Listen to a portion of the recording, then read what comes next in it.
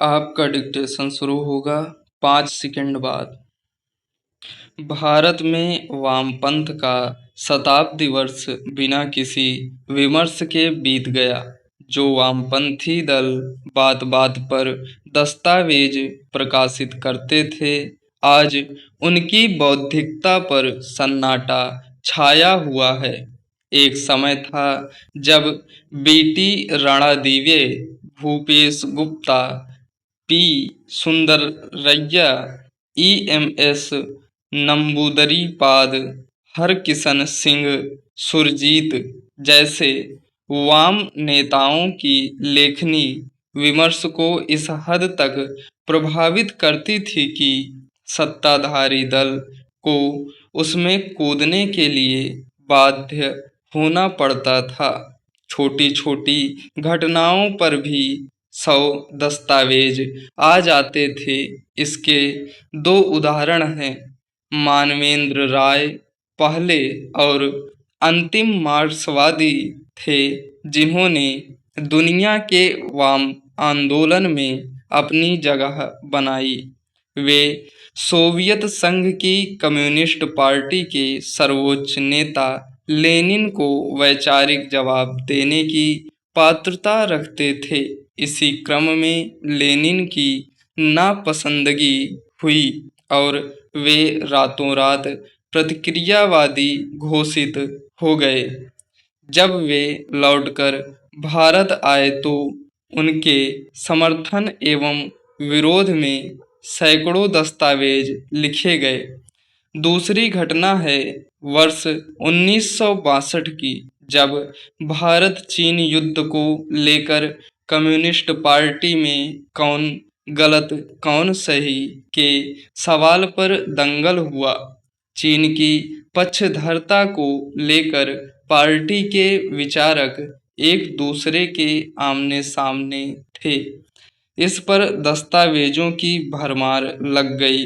वर्ष 2025-26 वैचारिक संगठनात्मक चुनावी गिरावट पर गौर करने का अवसर था, जो अंधेरे में खो गया। जो बात वर्ष 1978 में मार्क्सवादी कम्युनिस्ट पार्टी के बंगाल के सालकिया की बैठक में की थी, उसे दोहराने का नैतिक साहस अब उसमें शायद नहीं बचा है। तब पार्टी ने आत्मालोचन किया था और अपनी गिरावट के लिए 3 कारणों को रेखांकित किया था, जिसमें एक सार्वजनिक विमर्श के लिए उपयोगी था, जबकि 2 अन्य पार्टी की संगठनात्मक कमजोरी से जुड़े थे। यह था बुर्जुआ अवगुणों का पार्टी में समावेश। इसका अर्थ बताया गया कि भाई भतीजावाद, भ्रष्टाचार, संसाधनों को एकत्रित करने की लालसा और व्यक्तिवादी प्रवृत्ति का पार्टी की संस्कृति में संक्रमण। तब और अब में कितना अंतर आ गया है। आज पार्टी केरल के पूर्व मुख्यमंत्री पिनरई विजयन के परिवार के कथित भ्रष्टाचार के आरोप पर उनके समर्थन में सड़कों पर है। इस प्रदर्शन को राजनीतिक बचाव कहा जा सकता है। जब राजनीति और सामाजिक जीवन में मूल्यों का सामूहिक क्षरण होता है, तब वित्तीय अनियमितताओं, अनैतिक आचरणों और कुसंस्कृति के प्रत्यक्ष उदाहरणों को सार्वजनिक रूप से सही बताना पुरुषार्थ बन जाता है और ऐसे पुरुषार्थी ही पुरस्कृत किए जाते हैं। यह तब होता है जब शेष समाज अपने आप को तमाशबीन बना लेता है।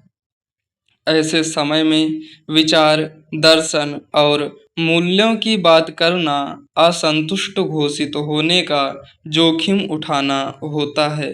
वामपंथ में इस जोखिम को उठाने वाले कभी बहुतायत में होते थे, वे अब नहीं दिखते। जनसंघ के सिद्धांतकार पंडित दीनदयाल उपाध्याय ने वर्ष 1967 में पार्टी के कालीकट अधिवेशन में भारत के कम्युनिस्टों को आलोचनात्मक सुझाव दिया था।